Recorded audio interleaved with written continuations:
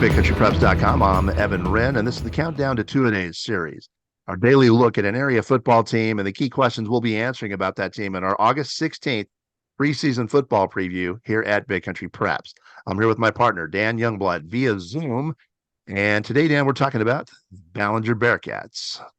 Yeah, and Ballinger, another team in a series of like teams that are coming into the second year with the same coach, Coach Ty Lang in this case, off of a rough first year at 1-9 last year, and they're going to try to make some progress here in year two. They returned 17 of their 27 lettermen, including 7 starters on both sides of the football, so a good nucleus back.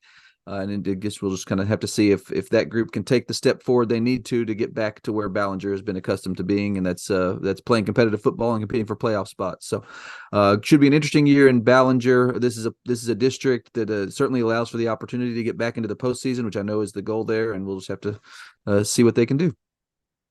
Before we jump into today's episode of the Countdown to Two-A-Days series, we want to remind you YouTubers to hit the subscribe button. Hit the subscribe button, and then please hit that little bell that'll pop up. That way you'll receive notifications every time we come up with a new podcast here at Big Country Press, which will make it a very good way for you to follow the Countdown to Two-A-Days series, which will see us going over an area team every single day, all the way up until the outset of preseason workouts, which begin on July 31st, which is unbelievable. Yeah, almost there. So let's go ahead and jump into today's show, and that's going to be talking about the Ballinger Bearcats and some of the challenges that they do face. They're a team like several that we've talked about in the last week or so that is coming into the second year under a coach that struggled a little bit in the first year just in terms of wins and losses. But that first year is so much about foundation laying, about getting your terminology and about getting your kids comfortable with the things you're doing. And I think we've seen it before where teams have made big progress from year one to year two, and that's the challenge for Ballinger. That's what they're trying to do. To me, the big question, around this season rather for Ballinger is can they do that? Can they get where they need to be to compete for a playoff spot and to get the program back on track? I know that that's the goal there, and we're going to have to see if they can accomplish it. My big question is, can they take advantage of their numbers?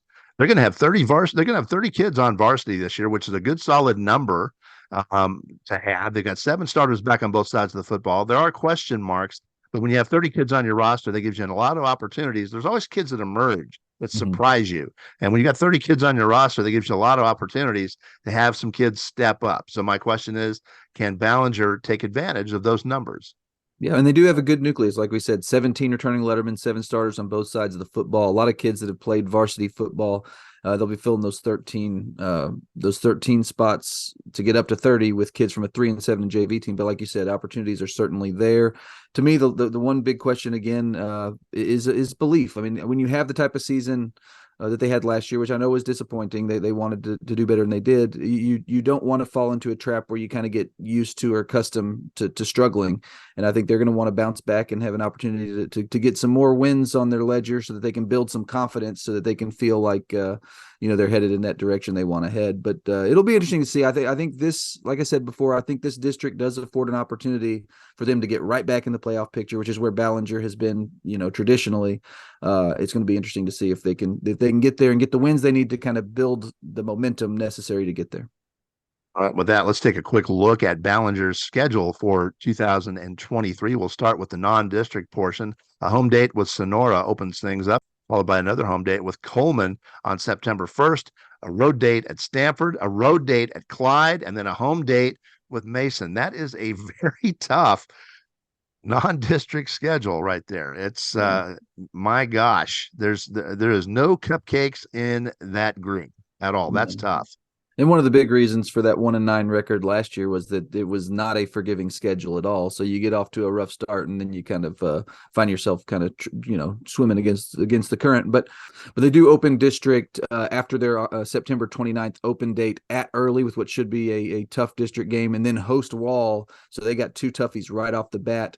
And then their schedule lightens up a little bit. On October 20th, they go to Brady before hosting San Angelo TLCA the following week, and then wrapping up the regular season November 3rd with a road date at Grape Creek.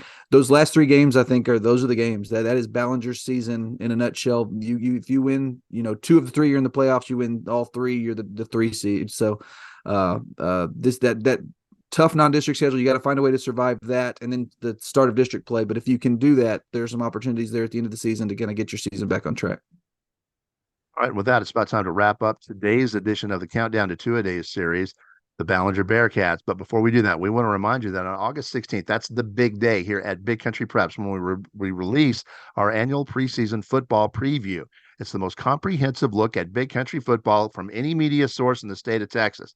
We'll have more than 40 team previews. We'll have more than 40 player features. We'll have opinion pieces. We'll have stats.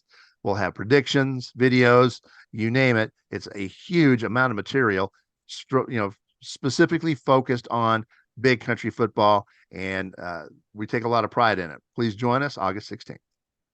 In the meantime, thank you for joining us for this episode of our Countdown to Two-A-Days series, and make sure you come back tomorrow when we will be featuring the Brady Bulldogs here at BigCountryPreps.com.